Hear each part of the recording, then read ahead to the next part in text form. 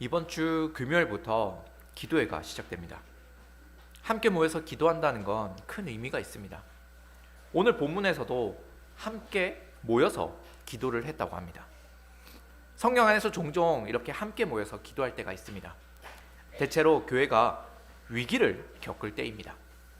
이스라엘이 우상 숭배를 하고 블레셋으로부터 위협을 받고 있을 때에 사무엘은 미스바에 온 이스라엘을 모아서 금식하며 기도했습니다. 그들이 겪고 있는 위기는 우상 숭배와 블레셋으로부터의 위협이었습니다. 이 위기를 극복하기 위해서 함께 모여 기도했습니다. 이처럼 함께 모여 기도하는 시기는 늘 위기의 상황에 직면해 있을 때가 많습니다. 애굽 시대에도 사사 시대에도 백성들은 위기를 느끼고는 기도했습니다. 꼭 동시에 한 장소에 모여서 기도했다고 직접적으로 언급하지는 않았어도 그들은 한 마음으로 기도했습니다. 이 위협으로부터 구원해 달라는 것이 그들의 기도 내용이었습니다. 위기는 언약 공동체가 한 마음으로 기도할 수 있게 하는 중요한 요인 중에 하나입니다. 기도하지 않아도 평화롭게 살 수 있는 것보다 기도할 수밖에 없는 시련과 유혹이 있는 것이 더 나을지도 모릅니다. 그만큼 기도하지 않는 것이 가장 큰 위기이고 절망입니다. 지금 당장에 닥친 문제가 없다고 좋아할 것이 아니라 기도함으로 하나님께 의지하지 않고 있다는 것이 가장 심각한 문제입니다. 그래서 종종 교회들은 의도적으로 위기를 조성하기도 합니다. 기도해야 할 긴박함을 만들어내는 겁니다. 어떤 축제나 행사를 준비할 때나 혹은 교회당 건축이나 후원을 모집하기 위해서 함께 모이는 장을 자주 엽니다. 그래야 목표를 이룰 수 있는 동력을 응집시킬 수 있기 때문입니다. 이를 무조건 나쁘게만 볼 수는 없습니다. 그만큼 사람들은 이기적이기 때문에 공동체보다는 자신의 삶에만 집중하려고 합니다. 그래서 교회 중심이 되지 못하는 겁니다. 이런 동기부여라도 해야 사람들은 교회 중심으로 모일 수가 있습니다. 물론 큰 단점도 있습니다. 정작 하나님을 바라보지 못하게 한다는 것이 문제일 수 있습니다. 이런 모임에도 당연히 기도를 합니다. 말씀도 있고요. 그러나 기도와 말씀을 이용할 뿐 위대한 일을 행하시는 하나님께 집중을 하지 못하게 만듭니다. 다 그렇다는 건 아닙니다. 함부로 단정 지을 수는 없습니다. 그러나 주의해야 하는 건 인간적인 노력이나 세속적인 의도를 모두 버리고 온전히 하나님의 뜻에만 집중할 수 있어야 한다는 겁니다. 예를 들어서 우리 교회가 공적인 기도회를 시작하려고 하는 이유도 그렇습니다. 만약 우리가 모여서 기도하는 그 이유에 다른 목적과 의도가 있다면 불순하다고 볼 수 있습니다. 더 자주 모여서 헌금을 더 많이 거두려는 의도가 있다거나 이 기도회를 통해서 우리의 힘이 응집될 수 있다는 저력을 보이려고 한다거나 누군가에게 대항하려는 의도를 가지고 모인다면 그건 정당한 이유라고 할 수 없습니다. 그러나 우리가 모여야 할 합당한 이유가 있습니다. 먼저는 오늘 성경 본문을 통해서도 살펴보겠지만 함께 모여 기도한다는 건 언약 공동체가 하나님께만 의존하고 있음을 보여줍니다. 꼭 공예배 시간이 아니라 하더라도 교회는 함께 모여서 기도할 이유가 충분합니다. 모이기를 힘써 기도해야 합니다. 그리고 신자는 모두가 고난과 위기 가운데 있습니다. 바로 눈앞에 보이는 고난과 고통이 없어 보여도 사실 신자의 삶 자체가 세상 가운데서는 고난입니다. 위기입니다. 그리스도와 함께 십자가를 지고 살아가는 그 모든 순간이 고난입니다. 그러니 기도해야 합니다. 나아가 신자가 그리스도의 복음으로 인하여 고난의 삶을 살고 있는데도 기도하지 않고 있다는 것이 사실 가장 큰 위기입니다. 마귀는 기도하지 않는 교회를 너무나도 좋아합니다. 따라서 우리는 기도하지 않을 이유가 전혀 없습니다. 우리는 모여서 기도해야 합니다. 하지만 기도의 시간이 마련되어 있지 않으면 사람들은 육신의 정욕을 쫓아서 기도하지 않는 게으름을 선택하고 말 것입니다. 공동체보다는 자신의 삶에만 집중하려는 이기적인 본성이 있기 때문에 공적으로 기도의 모임을 갖지 않으면 기도하지 않을 변명거리들을 찾을 뿐입니다. 당연히 혼자서도 기도합니다. 응당 그래야 합니다. 하지만 혼자서는 힘이 들 때가 있습니다. 각 지체는 다 함께 모여서 하나의 몸을 이룹니다. 우리가 함께 그리스도의 한 몸을 이루는 이유가 있습니다. 각기 흩어지지 않고 머리이신 한 분 그리스도께 꼭 붙어있기 위함입니다. 따라서 우리가 그리스도 안에서 하나가 되기 위하여 우리는 더욱 함께 모여야 합니다. 더욱 하나님만을 온전히 의지하기 위해서 모여서 기도해야 합니다. 하나님께만 의존할 수 있는 이 기쁨과 안위를 함께 누릴 수 있기를 원합니다. 오늘 본문을 살펴보겠습니다. 베드로 사도와 요한 사도는 사내들인 공회로부터 더 이상 그리스도의 복음을 전파하지 말라는 경고와 위협을 받았습니다. 사도행전 4장 18절입니다. 그들을 불러 경고하여 도무지 예수의 이름으로 말하지도 말고 가르치지도 말라 하니, 예루살렘의 제사장과 장로들은 사도들과 교회에게 더 이상 예수 그리스도의 이름을 전파하지 말라고 위협했습니다. 베드로와 요한 사도는 이 일을 교회의 동료들에게 곧바로 알렸습니다. 이 일을 알리니 그들은 한 마음으로 기도했습니다. 교회는 정말로 한 마음입니다. 두 사도에게 일어난 문제처럼 보였지만 실상 이 일은 교회 전체의 문제였습니다. 사내들인 공회로부터 내려진 그 칙령은 교회 전체를 향한 위협이었습니다. 두 사도들만이 아니라 어떠한 신자나 교회도 예수 그리스도를 전파하지 못하도록 위협했습니다. 그러니 이 문제는 교회 전체의 문제일 수밖에 없습니다. 교회는 그때에 한 마음으로 기도했습니다. 위기의 소식을 듣고서 바로 한 일이 기도였습니다. 그들의 목소리는 하나였습니다. 24절에서 소리를 높였다라고 하는데 여기서 소리는 단수입니다. 한 사람이 대표로 기도했을 수도 있지만 그건 역시도 한 마음, 한 목소리로 기도한 것이나 다름이 없습니다. 다니엘은 느부갓네살 왕이 자신의 친구들을 죽이려고 했을 때에 친구들과 생각을 나누고 함께 기도했습니다. 그리고 나중에 베드로 사도가 감옥에 갇혔을 때에 교회는 그를 위해 함께 기도했습니다. 그만큼 교회는 한 마음을 가지고 함께 기도합니다. 한 지체의 고통은 그 몸 전체의 고통과 같습니다. 손가락 하나만 아파도 온 몸이 함께 고생을 합니다. 이것이 한 몸입니다. 교회가 한 몸이라는 사실을 한 마음으로 함께 기도할 때에 느낄 수가 있습니다. 신자 한 사람이 겪는 고통이 결코 혼자만의 문제가 아니고 모두가 동일한 마음을 가지고 있음을 느낄 수 있는 겁니다. 물론 지금 두 사도들이 가지고 온 이 문제는 단지 그 둘만의 문제는 아니었습니다. 교회 전체가 함께 겪어야 할 문제였습니다. 교회는 이 일을 두고 곧바로 기도했습니다. 먼저 하나님을 부릅니다. 그런데 여기서 하나님을 부르는 이름이 독특합니다. 대주제라고 부릅니다. 이 헬라어 단어는 절대군주를 의미합니다. 하늘과 땅과 바다를 지으신 주님에게 딱 적절한 이름입니다. 대주제이신 하나님은 창조주이십니다. 하늘과 땅과 바다를 지으시고 그 안에 모든 것을 창조하셨습니다. 그리고 그 모든 것을 다스리시는 위대하고 절대적인 하나님이십니다. 성도들은 하나님의 이름을 대주제이시며 창조주시라고 부릅니다. 교회에게 닥친 위기는 공회의 경고와 협박이었습니다. 공회는 교회를 침묵시키기 위해서 자신들이 가진 권력과 권위를 동원했습니다. 하지만 그들보다 더 높은 권위에 계신 분이 바로 대주제 하나님이십니다. 감히 인간의 칙령 따위가 대주제이신 하나님의 명령을 뒤엎을 수가 없습니다. 대주제이신 하나님께서는 교회에게 온 땅에 예수 그리스도의 이름을 전파하라고 명하셨습니다. 그런데 하나님에 비하면 월등하게 하등한 인간의 권위가 어찌 대주제 하나님의 명령을 멈출 수 있겠습니까? 교회는 이 사실을 기억하고 있습니다. 그래서 인간적인 권위가 결단코 절대적인 하나님의 명령을 막을 수 없음을 고백합니다. 대주제이시며 창조주이신 하나님의 이름을 부른 이유가 바로 이것입니다. 우리는 기도할 때에 하나님의 이름과 성품 그리고 그분의 사역을 고백해야 합니다. 하나님이 어떤 분이시냐가 우리가 누구인지 그리고 우리가 하는 이 기도가 어떠해야 하는지를 결정짓습니다. 그렇다고 해서 자기가 믿고 싶은 하나님의 이름을 함부로 불러서는 안 되겠죠. 자신의 죄를 용납받기만 위해서 자비하신 하나님, 용서의 하나님만 부르고 공의와 정의의 하나님의 이름은 모른 척해서는 안 됩니다.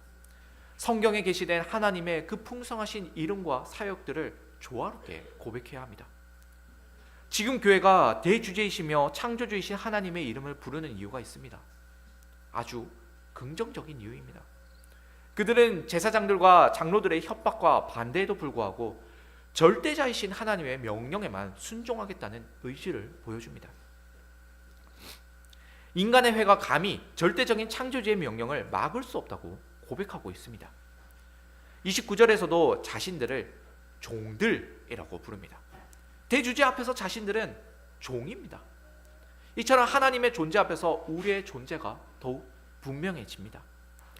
하늘과 땅과 바다를 창조하신 하나님께서는 여전히 온 세상을 다스리고 계십니다. 그 안에 모든 것을 만드신 하나님은 그것들을 그대로 내버려 두지 않으시고 만물을 주관하고 계십니다. 만유의 주, 대주제이십니다. 교회는 그런 하나님께서 당신께서 직접 내리신 그 명령을 결단코 굽히지 않으심을 잘 알고 있습니다. 사도들과 교회는 예수님께서 승천하시고 성령님께서 강림하시는 경험을 했습니다. 그리고 베드로 사도와 요한 사도는 성령님과 함께 그리스도의 명령을 수행했습니다. 예수 그리스도의 이름으로 안진뱅이를 일으켰고 담대하게 그리스도의 복음을 전했습니다. 그런데 그들이 하나님의 명령에 순종하여 사역을 시작하자마자 이런 극심한 반대에 직면하게 되었습니다. 시작하자마자 비판과 공격을 받게 되면 좌절하기 마련입니다. 그러나 이들에게 명령을 내리신 분이 바로 대주제 하나님이십니다. 창조주이시며 만물의 주관자이십니다. 이런 믿음이 있는데 무엇이 두렵겠습니까? 그들을 막을 것은 아무것도 없습니다. 하나님의 이름을 예사로 부르는 게 아닙니다. 그 이름에 담긴 능력과 사역을 믿음으로 고백하는 겁니다. 사도들과 교회는 이 믿음의 고백을 담아 하나님의 이름을 부르고 있습니다. 혹시 어떻게 기도해야 할지 어려움을 겪고 계신 분이 있으십니까? 우리는 하나님이 어떤 분이신지 익히 들어왔습니다. 어릴 적부터 읽어오고 들어왔던 성경 말씀이 다 하나님이 어떤 분이신지를 알려주는 이야기였습니다. 우리가 믿는 하나님의 이름을 부르면서 기도하면 됩니다. 우리가 믿는 하나님께 자연스럽게 간구하면 됩니다. 대주제여 창조주이신 하나님의 이름을 부르는 성도들은 인간적인 위협과 박해에도 오로지 하나님의 명령에만 복종하겠다는 의지를 보여줍니다. 대주제께서 내리신 명령이 얼마나 중요한지를 고백합니다. 대주제이신 하나님을 부르고 있는 성도들에게는 이미 두려움이 없습니다. 성도들은 이어서 시편의 노래를 인용하여 기도합니다. 25절을 보면 성경의 영감을 보여주기도 합니다. 시편의 인간 저자는 다윗일지라도 그를 통해 말씀하시는 분이 성령 하나님이심을 고백합니다. 그렇게 성도들은 성경을 인용하여 기도하고 있습니다. 어찌하여 열방이 분노하며 족속들이 허사를 경영하는고 세상의 군왕들이 나서며 관리들이 함께 모여 주와 그의 그리스도를 대적하도다. 이는 시편 2편의 내용입니다. 그리고 해석이 뒤따르고 있습니다. 여기서 세상 군왕에 해당하는 인물은 헤롯입니다. 그리고 관리는 본디오 빌라도입니다. 사실 이들은 한어로 모일 수 없던 자들이었습니다. 서로 어울릴 수 없는 자들이었죠. 시편 2편의 내용도 그렇습니다. 세상의 군왕들과 관리들이 함께 모일 리가 없습니다. 그들도 서로 이권을 차지하기 위해서 싸우는 원수들이었습니다. 그러나 그들이 함께 모이는 이유는 공공의 적과 맞서기 위해서입니다. 하필이면 그들이 맞서는 공공의 적은 하나님과 그분의 그리스도입니다. 하나님과 그리스도를 대항하기 위해서 동력할 수 없었던 그 자들이 함께 모였습니다. 누가는 이와 같은 맥락을 위해서 이미 누가복음에서도 헤롯과 빌라도가 친구가 되었다는 것을 기록하고 있습니다. 누가복음 23장 12절입니다. 헤롯과 빌라도가 전에는 원수였으나 당일에 서로 친구가 되니. 헤롯과 빌라도는 예수님을 대적하기 위해서 전에는 원수였으나 이때 친구가 되었습니다. 유독 누가복음에서만 이 내용을 기록하고 있습니다. 이는 오늘 본문인 사도행전의 이 기도 내용과 연결짓기 위해서일 겁니다. 또한 열방이 분노하며 족속들이 헛된 일을 꾸민다고 합니다. 열방과 족속들도 함께 모일 만한 부류가 아닙니다. 사도행전 본문에서도 해석하기를 열방과 족속을 각각 이방인과 이스라엘 백성이라고 합니다. 이방인과 이스라엘은 서로 원수입니다. 서로 적대적입니다. 유대인들은 이방인을 원수라고 여길 정도로 미워합니다. 그런데 이런 이들이 하나로 뭉칩니다. 왜 그렇습니까? 예수 그리스도를 대항하여 그분을 괴롭히기 위해서요. 일은 정말로 헛됩니다. 스스로를 멸망과 심판에 빠뜨리는 정말로 어처구니 없는 짓거리입니다. 그래서 시편의 시인도 어찌하여 그러는가 하고 의문을 제기합니다. 이 일은 시편 2편의 성취이기도 합니다. 지금 상황이 바로 이 시편이 이뤄지는 때입니다. 이미 앞서 예수 그리스도를 십자가에 못 박으려고 할 때에도 열방과 족속 그리고 왕들과 세속 군주들이 하나로 뭉쳤습니다. 이방 로마 사람들과 유대인들이 하나가 되었고 헤롯과 빌라도가 하나가 되었습니다. 그들은 함께 모여서 예수 그리스도를 대적했습니다. 오늘 본문의 상황도 그렇습니다. 예수 그리스도께서는 승천하셨지만 그분의 몸된 교회를 향하여 여전히 분노의 이빨을 들이밀고 있습니다. 그리스도의 교회를 향한 적개심을 한껏 드러내고 있습니다. 이 일은 이미 예언되었던 일이었습니다. 하나님께서는 이미 다윗의 입을 통하여 성령으로 말씀하셨습니다. 하나님과 그리스도를 대적하기 위해서 세속 군주와 왕들 그리고 이방 나라들과 심지어 언약 백성이었던 이스라엘까지 합세하여서 이 일이 일어날 것을 이미 예언하셨습니다. 성도들은 이미 예언된 말씀을 기억하고 지금 기도하고 있습니다. 예언의 말씀이 먼저 주어졌다는 점에서 성도들에게는 큰 위로가 되었습니다. 이 고난과 박해도 다 하나님의 계획과 경륜 안에 있기 때문에 위안을 받습니다. 결국 하나님의 손아귀 안에 있습니다. 원수들이 살기를 띠며 들깨같이 달려들어도 결국은 하나님께서 허락하시는 선에서만 가능합니다.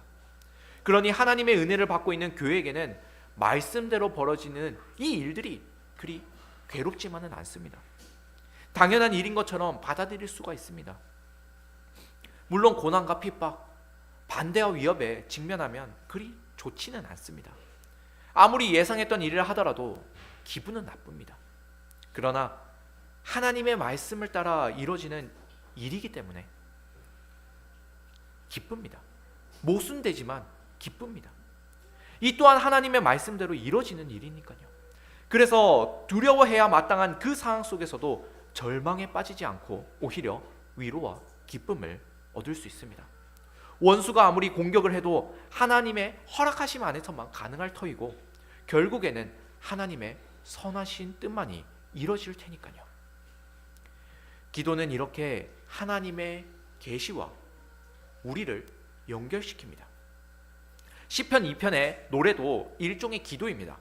하나님은 다윗의 입술을 통해서 성령으로 이 노래를 계시하셨습니다. 다윗의 기도이기도 했지만 하나님의 일을 통해서 당신의 뜻을 계시하셨습니다. 주님께서 알려주신 기도의 내용처럼 하늘에서 이루어진 뜻이 이 땅에서도 이루어지고 있습니다. 기도가 바로 하늘의 뜻이 땅에서도 이루어지고 있음을 보여주는 방편입니다. 다윗의 노래를 통하여 계시하셨던 하나님의 뜻은 이후 새언약 교회의 기도 가운데서 다시 드러나고 있습니다. 이들은 읽고 묵상하며 기억해왔던 그 말씀을 되뇌이며 기도하고 있습니다. 하나님께서 다윗의 입술을 통하여 성령으로 계시하셨던 그 노래를 가지고 기도하고 있습니다. 그들의 이 기도는 2000년의 시간을 지나 오늘날 우리에게도 계시되고 있습니다. 하나님께서 이 기도의 내용을 통해서 성령으로 말씀하시고자 하는 바가 우리에게도 전해지고 있습니다. 계시와 기도, 이 둘은 이렇게 하늘과 땅을 오르내리며 하나님의 뜻이 이 땅에서도 전해지게 하고 또 우리의 소원이 하나님께 전달되도록 합니다. 마치 야곱의 꿈에 나온 사닥다리처럼 말입니다. 따라서 말씀과 기도는 서로 분리될 수 없습니다. 하나님의 말씀을 읽으면 읽을수록 또 묵상하고 곱씹을수록 기도하게 되어 있습니다. 기도도 그렇습니다. 성경과 무관한 기도는 진짜 기도가 아닙니다. 그저 타락한 인간에게도 남아있는 흐릿한 종교심을 가지고 기도할 수는 있겠지만 그 기도에는 삼위 하나님께서 함께 하시지 않습니다. 성령님께서 함께 하지 않으시고 말씀이신 그리스도께서 함께 하시지 않으시고 하늘 아버지께서 듣지 않으십니다. 말씀이신 그리스도를 통하여 기도할 때에 그 기도는 진정한 기도가 됩니다. 성경을 따라 기도해야 합니다. 기도는 말씀으로 시작하고 말씀을 통하고 종국 말씀이 이루어지는 기도여야 합니다. 성경적인 기도를 해야 한다는 건 우리도 잘 알고 있습니다. 사실 그래서 더 부담스럽기도 합니다. 혹시 틀린 기도를 하면 어쩌나? 이 기도가 성경적인 기도가 아니면 어떻게 하지? 라는 생각들 때문에 기도하기를 망설이게 됩니다. 이런 고민에 앞서서 과연 나는 평소에 성경을 많이 묵상하고 있는지를 돌아볼 필요가 있습니다. 묵상이란 계속해서 되뇌이는 겁니다.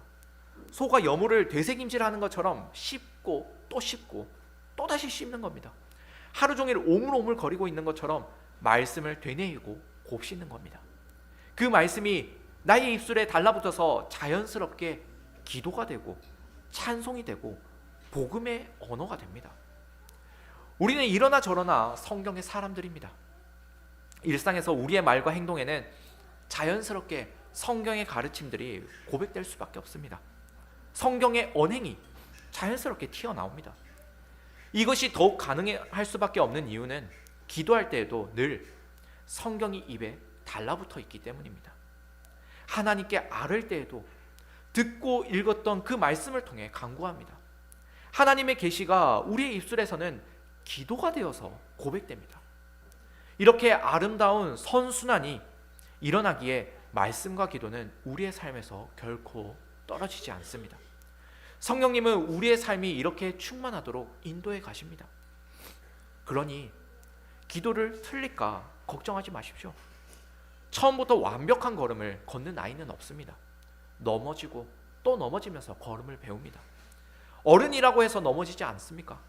어른이라도 넘어집니다. 우리는 늘 실수합니다. 그래서 기도하는 겁니다. 하늘 아버지께 간구하며 말씀이신 그리스도만을 믿고 성령님을 의지합니다. 그러지 않고서는 우리는 늘 틀립니다. 틀린 기도를 할까봐 머뭇거리지 마십시오. 오히려 실수하기 때문에 더욱 기도해야 합니다. 우리의 입술과 행동에 성경과 기도가 자연스럽게 배어나올 수 있도록 기도합시다. 오늘 본문에서 사도들과 교회는 난관을 겪어서 기도했습니다. 그 기도에는 성경이 있었습니다. 하나님께서 이미 예언하신 말씀이 이루어지고 있음을 발견했습니다. 이들이 어찌 알았겠습니까? 늘 말씀을 묵상하고 있었기 때문에 세상 군왕과 관리들이 대적하며 일어날 때에 바로 그 성경 구절이 떠올랐습니다. 늘 기도하고 있었기 때문에 그 위협에도 두렵지 않았습니다. 우리도 이 대단한 특권을 누려야 합니다. 계시된 말씀을 따라 기도하고 또 기도를 통해 더욱 말씀을 깨달아가는 이 놀라운 특권을 누려야 합니다. 오직 하나님의 언약 백성만이 누릴 수 있는 특권입니다. 바로 우리가 이 특권을 누릴 수 있습니다. 그런데 이를 땅속에 묻어두어서 되겠습니까? 아낄 필요가 없습니다. 이 기도는 쓰면 쓸수록 더욱 늘어납니다. 우리는 기도의 능력을 힘써 사용해야 합니다. 성도들은 하나님께 소원을 구하고 있습니다. 주여, 이제도 그들의 위협함을 굽어 보시옵고 교회는 하나님께 유대 종교 지도자들의 위협을 살펴주시라고 간구합니다. 교회는 그리스도의 복음을 전하지 못할 위기에 처해 있습니다. 유대 종교 지도자들이 사도와 교회에게 그리스도의 복음을 더 이상 전하지 말라고 위협과 협박을 했기 때문입니다. 사실 그들이 위협하지 않았어도 어차피 위협을 당했을 겁니다. 유대의 종교 지도자들이 아니라 하더라도 로마인이나 헬라인과 같은 이방인들에 의해서 복음은 거절당했을 겁니다. 위협도 받았을 것이고 박해도 받았겠죠. 우리는 이를 성경의 역사와 교회 역사를 통해서도 발견하고 있습니다. 그런데 성도들의 기도는 그런 박해자들을 처벌해달라는 기도가 아니었습니다. 시편 2편을 생각해 보면 하나님은 당신께서 기름 부으신 그 아들을 통해서 대적들을 철장으로 깨뜨리시고 질그릇같이 부수십니다. 네가 철장으로 그들을 깨뜨리며 질그릇같이 부수리라. 시편 2편 9절의 말씀입니다. 시편에서는 분명 그리스도를 대적하는 박해자들에게 이런 징계가 있었습니다. 하지만 신약교회는 대적들이 징계를 받도록 강구하지 않습니다. 그렇다고 해서 자신들이 이 위협 속에서 안전하게 해달라고 기도하지도 않습니다.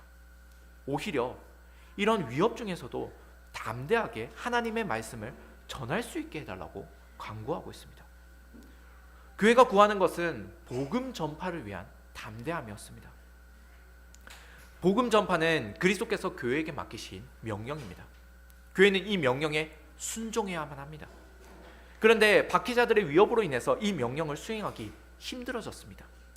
때문에 교회는 이런 원수들을 하나님께서 심판해 주시거나 이런 박해 속에서도 자신들을 안전하게 지켜달라고 충분히 기도할 수 있었을 겁니다. 그러나 교회가 구하는 바는 오히려 이런 공격이나 보호가 아니라 담대함이었습니다. 물론 그렇다고 해서 박해와 위협이 아무렇지 않다는 건 아닙니다. 그래서 하나님께 이 위협을 긴밀하게 살펴봐 달라고 구했던 겁니다. 하지만 박해자들이 즉각 심판받기를 구하지 않았습니다. 그렇다고 자신들의 안전만을 구하지도 않았습니다. 오히려 담대함을 구했습니다. 사실상 주님의 말씀에 순종할 수 있는 능력은 외부적인 요인에 달려있지 않습니다. 주위 환경이 복음 전하기에 너무나도 좋은 환경이라고 해서 복음이 잘 전해지는 건 아닙니다. 내가 평화롭고 내가 부유하고 내가 건강하다고 해서 복음이 잘 전해지는 것도 아닙니다. 주님의 명령에 순종하고자 하는 그 담대함이 중요합니다. 그 순종하고자 하는 마음이 있다면 상황이나 여건이 뭐가 중요하겠습니까? 주님께서 나의 환경과 여건을 지켜보고 계신다면 알아서 채워주실 겁니다. 다만 지치지 않고 순종할 마음과 능력이 필요합니다. 죄인들은 늘 핑계를 댑니다. 하나님께서 왜 선악을 알게 하는 나무를 만드셔서 그 열매를 따먹도록 하셨냐고 합니다. 왜 뱀이 유혹을 하고 있을 때에 막지 않으셨냐고 합니다. 왜 하나님께서 만드신 저 여자가 나를 불순종하게 만들었냐고 원망을 합니다. 첫사람 아담의 변명이 그랬습니다. 그의 후손인 죄인들이 다 그렇습니다. 환경을 탓하고 내게 주어진 여건을 탓하고 국가나 사회의 정책을 탓하고 주위 사람들에게 잘못을 돌립니다.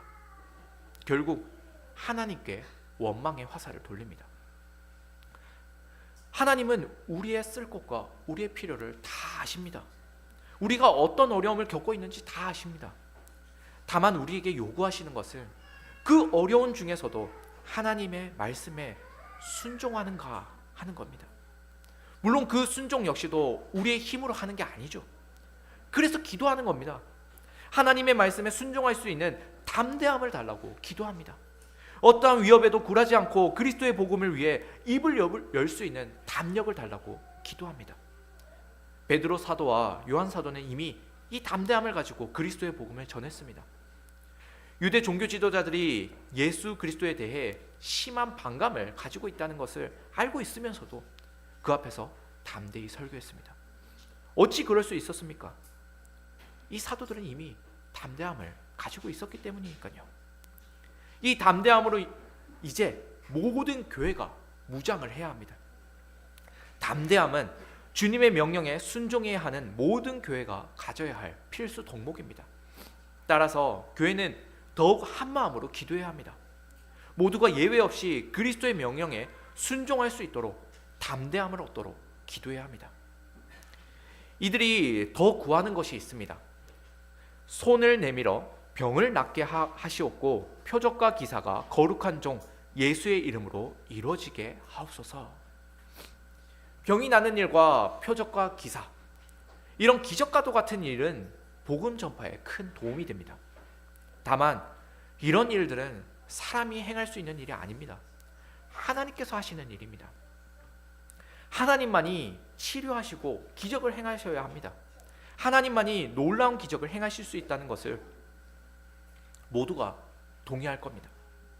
그러나 오늘날 신비주의나 은사주의에서는 이런 치유의 능력이나 기적에만 너무 치중할 때가 있습니다. 하나님만이 하실 수 있는 일이 특정 사역자를 통해서 이루어지니 그 사역자가 진짜 하나님의 사역자인 것처럼 생각이 듭니다. 하나님만이 하실 수 있는 일을 그가 나타내고 있으니까요. 혹할 만합니다. 하지만 이런 치유와 표적과 기사는 복음 전파를 위한 도구입니다. 베드로 사도는 앞서 성전 미문 앞에 앉아있는 안진뱅이를 일으켰습니다. 분명 하나님께서 하신 사역이었습니다. 그러나 사도를 통해 보이신 이 기적은 단순히 병을 낫게 하는데 그 목적이 있지 않습니다. 하나님께서 이 안진뱅이를 구원하셨다는 그 사실이 중요합니다. 하나님은 이 안진뱅이의 몸을 낫게 하실 뿐만 아니라 그의 영혼을 구원하셨습니다. 안진뱅이를 일으키신 의도는 그도 하나님의 언약 백성이 됨을 보여주려는 것이었습니다. 이 일로 하나님을 찬송하게 하려는 것이었습니다.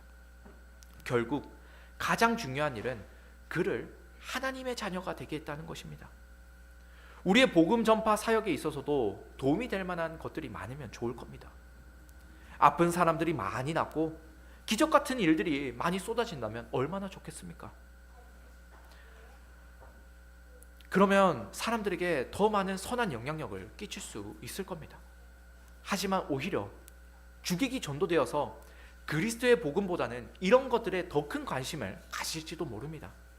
그래서 우리는 이런 은사주의자들이나 신비주의자들을 조심하는 겁니다.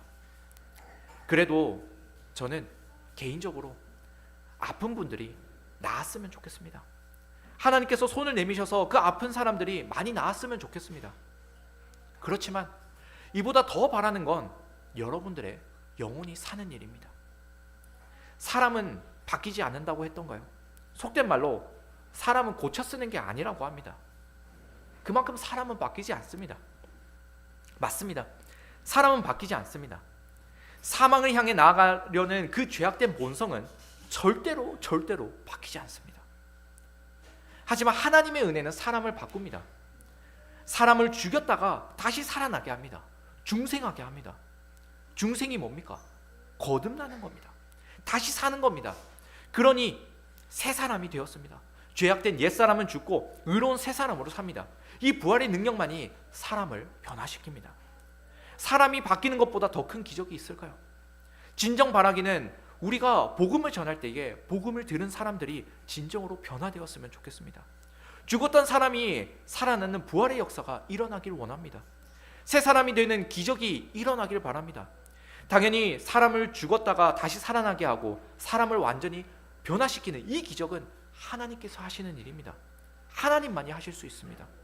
이것이 가장 큰 치유이며 기적입니다. 우리는 이 일을 위해 그저 기도할 뿐입니다. 성도들이 대주제이시며 창조주이신 하나님께 성경 말씀을 기억하며 기도하고 순종하기 위해 간구할 때에 하나님께서는 응답하셨습니다. 그 모인 곳이 진동했습니다. 진동했다는 건 하나님의 임재의 상징입니다. 하나님께서 그들의 기도에 응답하셨다는 반응입니다. 그리고 그곳에 있던 무리가 다 성령으로 충만하여 담대함을 얻었습니다. 이제 담대함을 얻은 성도들은 하나님의 말씀을 전합니다. 예루살렘의 제사장들과 장로들은 사도들과 교회에게 그리스도의 복음을 전하지 말라고 협박을 했습니다. 그 위협의 소리를 들은 교회는 함께 모여서 한 마음으로 기도했습니다. 기도할 때에 하나님은 그들과 함께 계셨고 진동하시며 응답하셨습니다. 사실 처음부터 새 언약 백성들은 하나님의 명령만을 따를 작정이었습니다. 그것이 하나님의 뜻이기도 했습니다. 하지만 그들은 먼저 기도했습니다. 함께 모여 기도했습니다. 아무리 선한 일을 행하려고 했어도 하나님의 뜻을 먼저 구했습니다. 하나님께 담대함을 달라고 기도했습니다. 어떤 순간에도 하나님만을 의지했던 겁니다. 우리는 성경적인 교회를 세우고 바른 신앙생활을 하고자 하는 좋은 마음을 가지고 있습니다. 성경과 신앙 고백에 근거한 예배와 교회를 세우려고 노력하고 있습니다. 그런데 아무리 선한 일을 행하고자 했더라도 그 이전에 기도하지 않았던 것은 아닌지 반성이 되기도 했습니다. 물론 각자는 기도하고 있었죠. 그리고 우리는 공예배 시간에 늘 기도하고 있습니다. 그러나 한 몸으로서 함께 기도하지는 못했던 건 아닌가 생각이 듭니다. 이 말의 의도가 우리 교회는 기도가 없었다는 말은 아닙니다. 우리가 왜 기도하지 않았습니까? 늘 기도로 시작해서 기도로 끝나는 모임들을 얼마나 많이 가졌습니까?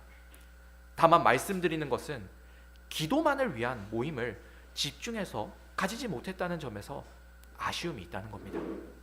우리는 이제 천지의 창조주이신 위대하신 하나님의 명령에 순종하기 위해서 말씀을 따라 담대함을 얻기 위해 더욱 모여서 기도해야 할 것입니다. 말씀과 기도에 전념하여 하나님께서 기뻐하시는 뜻을 이루어 가야 합니다. 이 땅에 그리스도의 복음을 선포하는 교회들이 더 많이 세워져서 모든 민족이 삼위 하나님을 찬송하기까지 우리의 기도와 담대함은 식지 않을 것입니다. 그러기 위해 주님께서 우리에게 지치지 않는 마음을 주시기를 간절히 바랍니다. 아멘.